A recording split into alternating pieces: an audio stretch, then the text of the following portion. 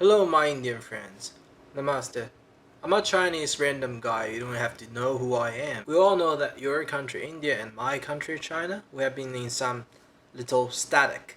But look, here's the thing. While you are being either angry, nervous, or worrying about any future circumstances which very likely will not happen, I just feel kinda obligated to share some information that your news told me today. I think a very fundamental mission we all men carry when we were born is to learn how to protect our family, right? But right now, really, I feel now that your families are under tremendous danger. Not only your economy, if you don't know, according to your government, GDP of your country shrank about 24% for the last quarter. If you've no idea, it means it's the worst among all the world top economies. Compared to US at 9.5 and maybe Japan is 7.6. I think you probably heard like how your government and how your state government have been treating people, like beating up people on the street with wooden stick, or use a water hose to wash everyone literally like animals, or even use hydrochloric acid in your slums, according to your officials, to prevent the spread of coronavirus. At this moment, about 80k innocent Indian people died from this disease, which could be totally avoided if they actually care about you. I see a lot of Chinese people who could just leave India, but they choose voluntarily to buy food and cook, give free to people in the streets. According to BBC, your government provided food is sort of some kind of rice porridge cooked with beans once per day.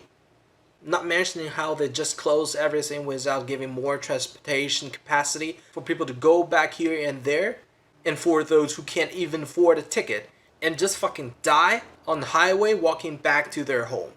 While you're probably in a situation that you don't care about the coronavirus or your family is not starving, okay, but your family members are still at a very high risk of being raped or beat to death, according to India Today. It's not even me making anything up. It's all your government officials, it's all your officers, all your medias, okay, India Today. This woman being raped and beat up, and she is at 90, okay?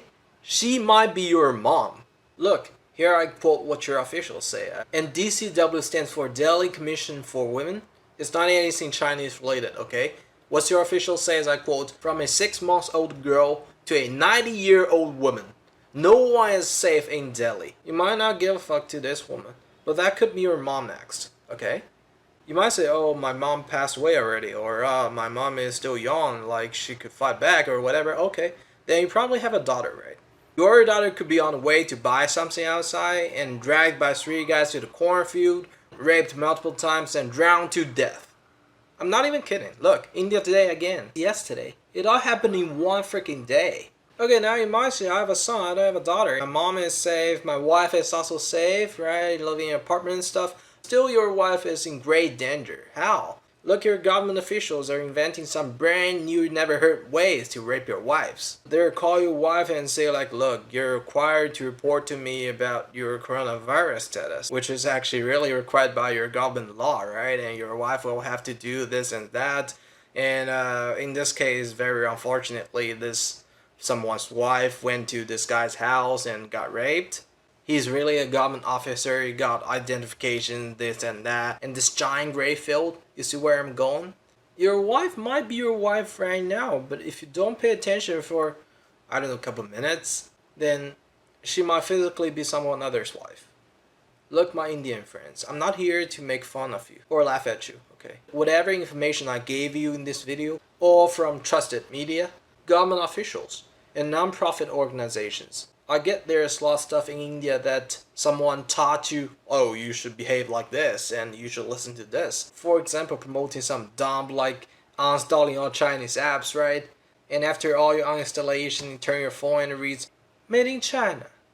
Or you might be proud about your vaccine factory could make a lot of vaccines, right? And sell it throughout the world. But to the coronavirus vaccine that your people really needs, I'm afraid your government already signed a contract with US and Europe saying like that your industry could make, according to your data from the institute, could make 700 millions. What about the contract? US gonna take 3.5 for Trump, his elections and stuff, and Europe gonna take 2.5. If it passed the trial, they invented a drug, right? and there's only 100 million left for Indian people. Have a guess. Are you and your family gonna get vaccinated? For real, my Indian friends. Look around, look at everything. Look at people dying on the streets, look at people dying on the sun, highway. Look at those being 90-year-old woman being raped or 12-year-old girl being raped. Almost 5 million people infected, and Mayor of Delhi is still saying 25% people infected by coronavirus according to their data. Guys, are we really your enemies? Or maybe, just maybe, everything that's happening right now is probably just a trick that someone wants you to look away from whatever is happening to you, your family, your neighborhood, and your country. If you want China to be an enemy, you know like we can be a really tough enemy, right? To be a friend, we sure can be your tightest friend. We didn't colonize India. British dude did that. We don't rape your daughters, your wives, your moms. And we even send out food at our own cost, at our own risk, in your streets, to your people. Before you take action, really, think twice. Is that what you want? If I were you, I'd just go back home.